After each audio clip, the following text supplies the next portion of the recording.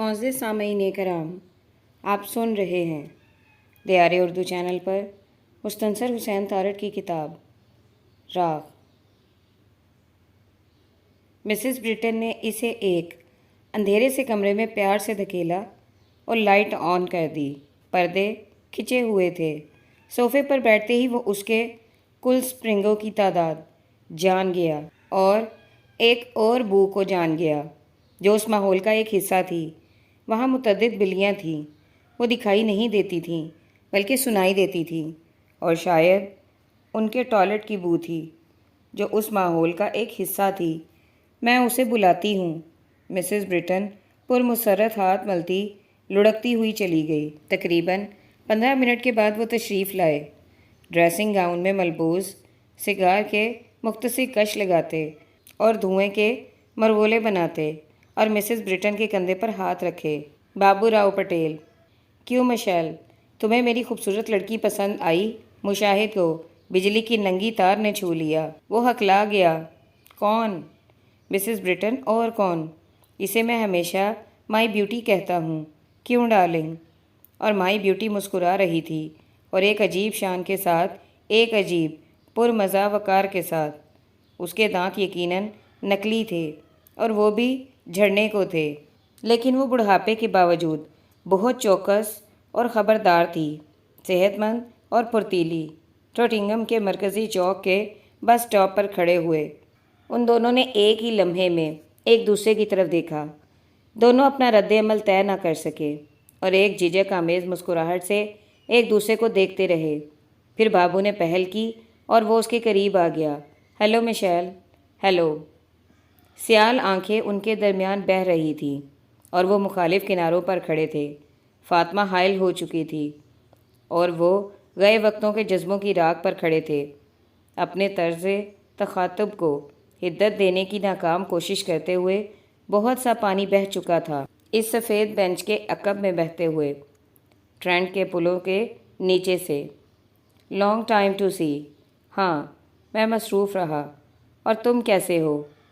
تایا جی نے تمہارے لیے بھنی ہوئی دال اور آم کا اچار بھیجا تھا، اور میں بھی مصروف رہا۔ غلافی آنکھوں والا ہندو بچہ ایک مدت بعد اس کے سامنے تھا، لیکن وہ ایک مختلف بابو تھا۔ گندمی رنگ نکھرا ہوا اور مطمئن لگتا تھا، سوٹ استری شدہ اور بوٹ انتہائی پالش شدہ۔ فاطمہ، لیکن اس کی انگلیاں خالی تھیں۔ شاید اس نے ویڈنگ رنگ اتار دیا ہو، اور ان دنوں کہاں ہو؟ ایک خوبصورت لڑکی کے پاس۔ وہ ہنسنے لگا، اپنی لاپرواہ اور بینجو بجاتے۔ جو خوشی اس کے بدن کو بھرتی تھی، اس میں گھلی ملی ہنسی۔ فاطمہ، تم کل صبح کیا کر رہے ہو؟ میں جانتا ہوں کہ فائنل پروجیکٹ کے لیے تم گھر پر ہی کام کرتے ہو، کالج نہیں جا رہے۔ کل ناشتہ ہمارے ساتھ کرو، میرے اور میری خوبصورت لڑکی کے ساتھ۔ اور بابا، میں اس کے ساتھ محبت کرتا ہوں۔ اور وہ جان گیا کہ بابو ایسی آسانی سے فاطمہ کے بارے میں بات نہیں کر سکتا۔ یہ خوبصورت لڑکی کوئی اور تھی۔ تھینکس گڈنس، یہ کسی اور کی جانب مائل ہو گیا۔ پلیز مشیل، اور یہ پلیز مشیل کہتے ہوئے بابو گلوگیر ہو گیا، اور وہ انکار نہ کر سکا۔ اور اب بابو اپنی خوبصورت لڑکی کے کندھے پر ہاتھ رکھے سگار کے کش لگا رہا تھا، اور ایک مطمئن مسکراہٹ کے ساتھ چاہت بھری نظروں سے اسے دیکھے جا رہا تھا۔ ہاؤ ڈو یو لائک ہر؟ آئی لو ہر۔ مشاہد قدرے مایوس تو ہوا کہ وہاں فاطمہ کی جگہ کوئی اور نہیں ہے، اور پھر مسکرانے لگا۔ اوہ! مائی بیوٹی نے اپنی غیر معینہ کمر تک جھک کر ایک رائل کورنش بجا لانے کی کوشش کی۔ Thank you ever so much. Break fast? شکریہ۔ وہاں سے کچن کا منظر بھی صاف نظر آ رہا تھا۔ مائی بیوٹی میلا اور پھٹا ہوا ایپرن اپنی تون پر لپیٹے مسلسل گنگنا رہی تھی، اور ناشتہ بنانے میں مصروف تھی۔ بابو میز پر ٹانگیں پھیلائے بیٹھا تھا، اور ٹیپ ریکارڈر پر پاکستانی اور ہندوستانی گانوں کی دھنیں سنائی دیتی تھیں۔ ان کی بیٹ پر اس کے پالش شدہ سلیپر ایک خاص ردم کے ساتھ ہلتے تھے۔ جب ناشتہ سرو ہوا تو مشاہد کے فرائی انڈے پر ایک کالی لکیر تھی۔ مشاہد نے اسے بہت دیر تک دیکھا۔ بابو نے اسے دیر تک دیکھتے دیکھا، اور پھر وہ دیکھا جو وہ دیر سے دیکھ رہا تھا، اور اسے اپنی چنگلی سے اٹھا کر بولا، مائی بیوٹی، کیا یہ تمہارا بیوٹیفل ہیئر ہے؟ مائی بیوٹی بہت پچھتائی اور شرمندگی سے لبریز ہو کر کہنے لگی، اوہ سوری بابو، غلطی ہو گئی، لاؤ اسے پھینک آؤں۔ اس نے بال کو انڈے کی سفیدی پر سے چٹکی سے اٹھایا اور باہر لے گئی۔ ناشتے کے بعد بابو اسے اپنے کمرے میں لے گیا، اور وہ بھی کاٹ کباڑ کا ایک مجموعہ تھا، جس میں کہیں ایک پلنگ تھا، 2 صوفے تھے جن کے سپرنگ اپنے آپ کو ظاہر کرنے کے لیے بے چین تھے، غسل خانے کا دروازہ غیر ضروری اور میلے کپڑوں کا ایک ڈھیر، اور اس میں ایک بلی اور اس کی بو۔ یہاں وہ کیسے آ سکتی ہے؟ فاطمہ کیسے آ سکتی ہے؟ شام تک دونوں اکٹھے رہے۔ مشاہد اپنے پروجیکٹ کو بھولا رہا اور وہ گانے سنتے رہے، کہکہے لگاتے رہے۔ وہ چائے نوش کرتے رہے جو ہر 10 منٹ بعد ٹی مائی لو مسز برٹن ان کے لیے خاص طور پر بنا کر لا رہی تھی۔ میں بابو راؤ پٹیل بہت اچھی طرح جانتا ہوں کہ تم مشاہد علی، مسز برٹن اور اس کے گھر کے بارے میں کیا سوچ رہے ہو، لیکن تمہیں یقین کرنا ہوگا کہ اس جیسی خوبصورت لڑکی پورے انگلستان میں نہیں ہے۔ یہ اپنے بیٹوں کی طرح یا شاید ان سے بڑھ کر میرا خیال رکھتی ہے۔ اگر اس کے بیٹے ہیں تو میں نہیں جانتا کہ کبھی اس کی شادی ہوئی یا نہیں، اگرچہ ہوئی ہوگی کیونکہ یہ مسز برٹن ہے، اور یہ بھی نہیں جانتا کہ اس کی کوئی اولاد ہے۔ اگر ہے تو کہاں ہے، کیونکہ وہ اس کے بارے میں کبھی گفتگو نہیں کرتی۔ مائی بیوٹی کبھی حساب کتاب کے بکھیڑوں میں نہیں پڑتی۔ اگر کچھ ادائیگی کر دوں تو خوش ہو جاتی ہے، نہ کروں تو بھی خوش رہتی ہے۔ میں اس گھر میں جو جی چاہے کر سکتا ہوں۔ لوئی ایم اسٹرانگ کا کنگ اولیویئر فل والیوم پر سن سکتا ہوں۔ غسل خانے میں پانی اچھال اچھال کر خوب مزے سے اشنان کر سکتا ہوں۔ میں اگر بیمار پڑ جاؤں تو ہماری بڑی بوڑھیوں کی طرح پتہ نہیں کیا کیا جڑی بوٹیاں اور پتے ابال کر مجھے پلاتی رہتی ہے، اور یقین کرو میں تندرست ہو جاتا ہوں۔ کیا مسز برٹن ایک خوبصورت لڑکی نہیں ہے؟ گندی بہت ہے، بس وہ قدرے لاپرواہ ہے اپنے بارے میں، لیکن لوگوں کی دل و جان سے پرواہ کرتی ہے۔ مجھے ناشتہ سرو کر کے گلی میں نکل جاتی ہے اور ہر گھر میں جھانکتی ہے کہ کوئی کام تو نہیں، کبھی کسی کے قالین کی ڈسٹنگ کر دی، کبھی کسی لاچار جوڑے کے برتن دھو دیے، شاپنگ میں مدد کر دی، کسی کے لان کی گھاس کاٹ دی، اور بے شک اپنے لان میں کتیا بچے جن دے۔ ہاں، اسے اپنی پرواہ نہیں ہوتی مائی بیوٹی کو۔ وہ مسلسل باتیں کرتے رہے، ہندوستانی فلمی گانوں پر سر دھنتے رہے۔ کبھی بابو بینجو کے آگے سر جھکا کر بیٹھ جاتا اور اس کی پسندیدہ دھن یہ رات یہ چاندنی پھر کہاں چھیڑ دیتا، لیکن کہکہوں اور بینجو کے سروں کے باوجود ان کے درمیان فاصلہ رہا، اور وہ دونوں اس کا احساس رکھتے ہوئے بے آرامی کی کیفیت میں بیٹھے رہے اور اسے کوشش سے اپنے چہروں تک لانے سے روکتے رہے۔ حجاب برقرار رہا، دیوار موجود رہی، اور پردہ درمیان میں آ رہا تھا۔ اس پردے سے پرے فاطمہ تھی، ایک مجرمانہ چپ سے پرے فاطمہ تھی۔ واپسی پر اسے ایک اور مجرمانہ چپ کا سامنا تھا۔ پرآسائش اور نفیس ذوق سے سجے ہوئے کمرے کی اسٹڈی ٹیبل پر حسب معمول اس کی ڈاک ایک مخصوص کونے میں رکھی تھی۔ اس میں مسز مے فیلڈ کے ہاتھوں کا سلیقہ پہچانا جاتا تھا۔ سب سے اوپر جو سفید لفافہ تھا اس کے سامنے کھلا، اور اس میں سے ایک پرندہ باہر آیا۔ پرندہ شاید اسی لفافے کے کاغذ سے بنا تھا جس میں سے وہ باہر آیا تھا۔ اسے قید کرنے والا پرندہ اس کے تعاقب میں بے یقینی کے سمندر اور انجانی بلندیاں عبور کر کے یہاں تک پہنچ گیا تھا، اور اس کے سامنے سچ نہیں تھا، مرغ نہیں تھا، وہ تھا مشاہد علی، اور وہ اس سے کچھ کہنا چاہتا تھا۔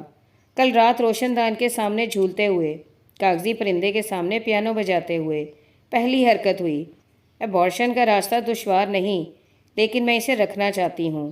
میں تمہیں یہ خبر صرف اس لیے دے رہی ہوں تاکہ تم جان جاؤ کہ تم ادھر ڈنمارک میں میرے پاس ہی رہ گئے ہو، کہیں نہیں گئے۔ مشاہد نے ایک گہرا سانس لے کر دانت پیسے اور خط ردی کی ٹوکری میں پھینک دیا۔ اس نے جان بوجھ کر ایسا کیا تھا، ورنہ قائل کی موجودگی میں یہ کیسے ممکن تھا؟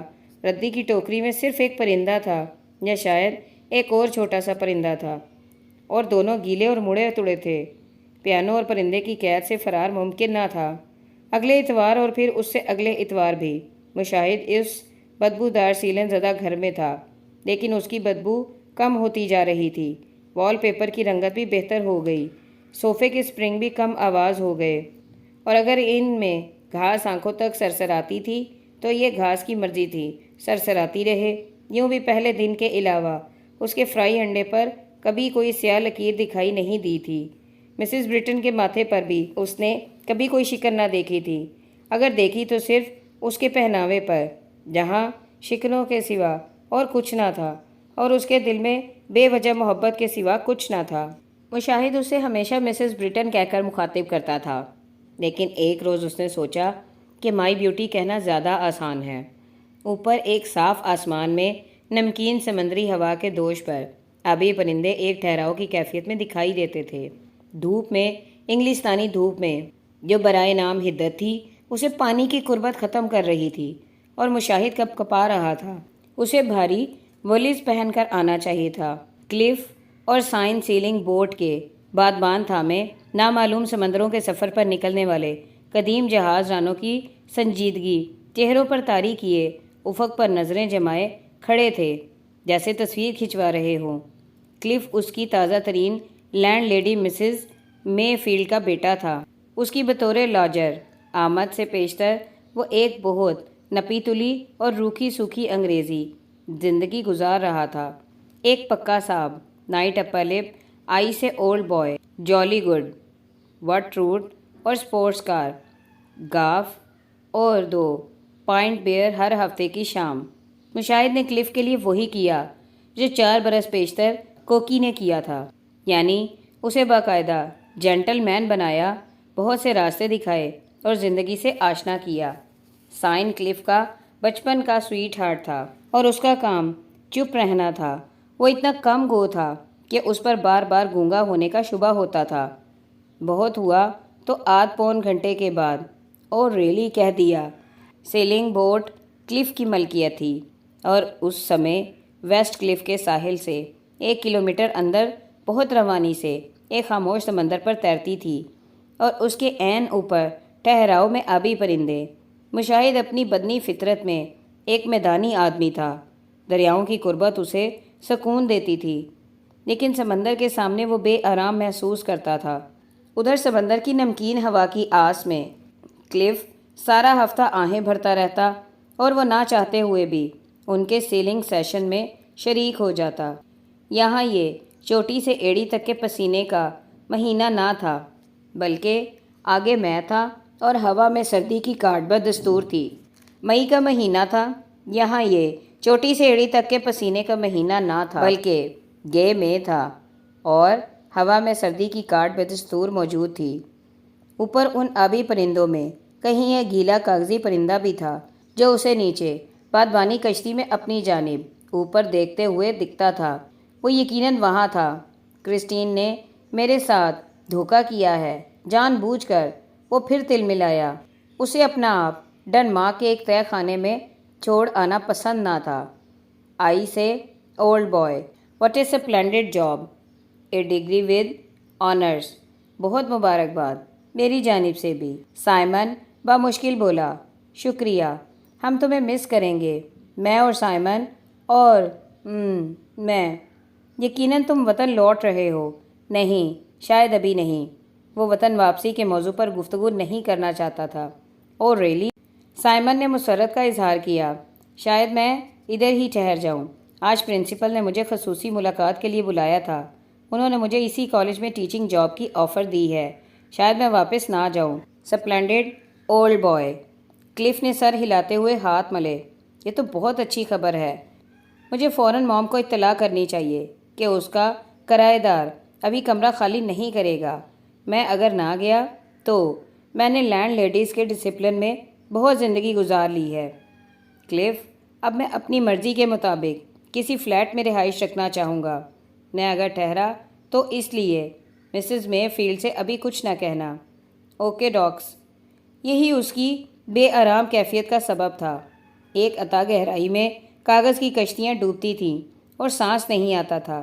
یہی کہ اب اسے ہمیشہ کے لیے انگلستان میں رہنا ہے، بقول کلف سپلینڈڈ فیوچر، لیکن اس کے لیے کتنا کچھ تیاگ دینا پڑتا تھا۔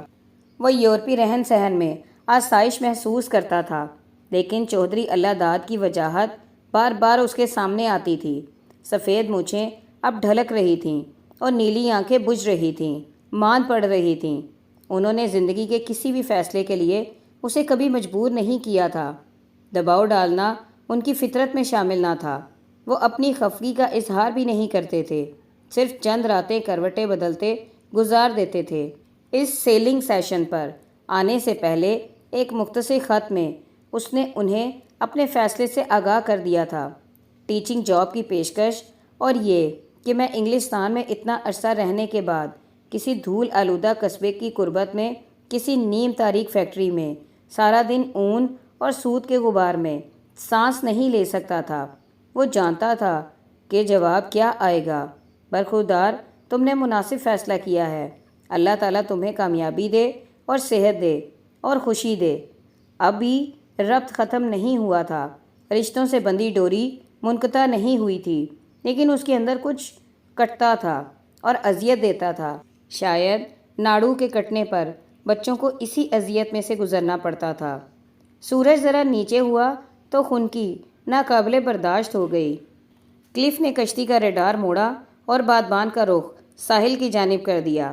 اسٹڈی ٹیبل پر حسب معمول اس کی ڈاک ایک خاص ترتیب سے پڑی تھی اور اس میں مسز مے فیلڈ کا سلیقہ پہچانا جاتا تھا۔ پیارے مشاہد بھائی جان، ہم سب کی طرف سے آپ کو امتحان پاس کر لینے پر بہت بہت مبارکباد ہو۔ ابا جی بہت خوش ہیں۔ ابا جی کو گزرے ہوئے آج 2 ماہ ہو گئے ہیں۔ آپا جی نے منع کیا تھا کہ مشاہد کو اطلاع نہ کرو، اس کے فائنل امتحان ہے، وہ پریشان ہوگا۔ آپا جی دوپہر کی روٹیاں پکا رہی ہیں اور کہتی ہیں کہ مشاہد کا ارادہ اگر پاکستان واپس آنے کا نہیں تو اللہ تعالیٰ اسے خوش رکھے، میری دعائیں شامل حال رہیں گی۔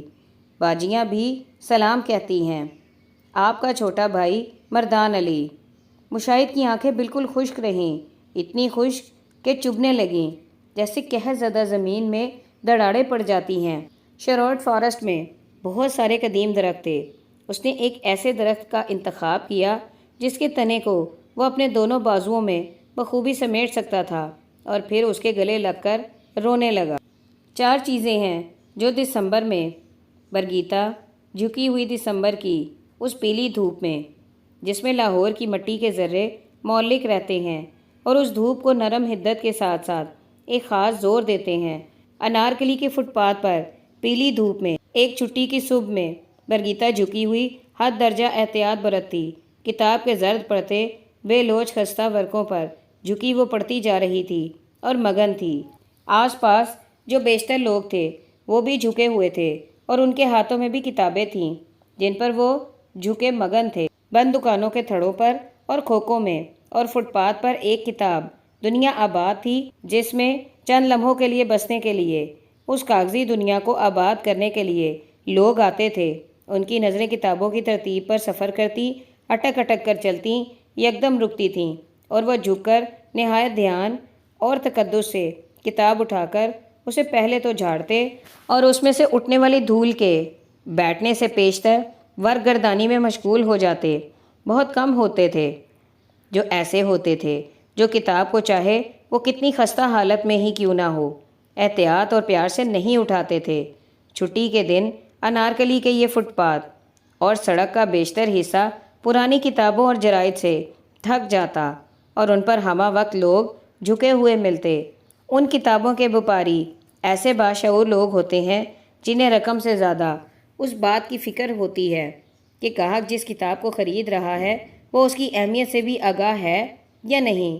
وہ بہترین فیشن میگزینز، فن تعمیر، طب یا باڈی بلڈنگ کے رسائل سے لے کر دنیا کے ہر اہم مصنف کی ہر کتاب اور اس کی متن سے آگاہ ہوتے ہیں اور اس کی قدر و قیمت جانتے ہیں۔ ان میں ایک ریٹائرڈ سرکاری افسر بھی ہے جن کے بچے ہونڈا ایکارڈ پر ان کی کتابوں کے صندوق لاد کر صبح سویرے یہاں چھوڑ جاتے ہیں، بما والد صاحب کے، اور شام کو واپس لے جاتے ہیں۔ ان قریشی صاحب کی زندگی ہی یہی ہے۔ وہ فٹ پاتھ پر اپنی کتابیں سجاتے ہیں اور پھر کوئی ایسی کتاب اٹھا کر مطالعے میں محو ہو جاتے ہیں جسے گھر میں وہ پوتے پوتیوں کے شور و غل کی وجہ سے اطمینان سے پڑھ نہیں پاتے تھے۔ کتاب کی فروغ سے زیادہ اس کے بارے میں گفتگو کرنے میں زیادہ دلچسپی لیتے تھے۔ ایک ریٹائرڈ ہیڈ کلرک ہیں جو قریشی صاحب کی طرح قطعی طور پر گاہکوں میں دلچسپی نہیں رکھتے، اور اگر ان سے کسی کتاب کی قیمت دریافت کر لی جائے تو انہیں سخت ناگوار گزرتا ہے، کیونکہ انہیں اپنی کامک بک سے توجہ ہٹانی پڑتی ہے۔ لیکن سب کے سب کتابوں والے خپتی نہیں ہوتے، سیانے بھی ہوتے ہیں اور گاہک کاروباری بھی ہوتے ہیں۔ ملک میں بس اسی فٹ پاتھ پر مکمل جمہوریت تھی۔ آپ یہاں کچھ بھی پڑھ سکتے ہیں، کچھ بھی خرید سکتے ہیں، یہاں کوئی سینسر نہیں، حکومتی یا مذہبی۔ اگر آپ فلپ ہتی کی ممنوعہ ہسٹری آف عربز خریدنا چاہتے ہیں تو آسانی سے مل جائے گی۔ اگر سٹونک ورسز کی تلاش ہے تو وہ بھی کہیں نہ کہیں ذرا سرگوشی سے دستیاب ہو سکتی ہے، لیکن حقیقت ان فٹ پاتھوں پر بہت انوکھی تھی۔ یہاں مذہبی کتب بہت کم دستیاب ہیں۔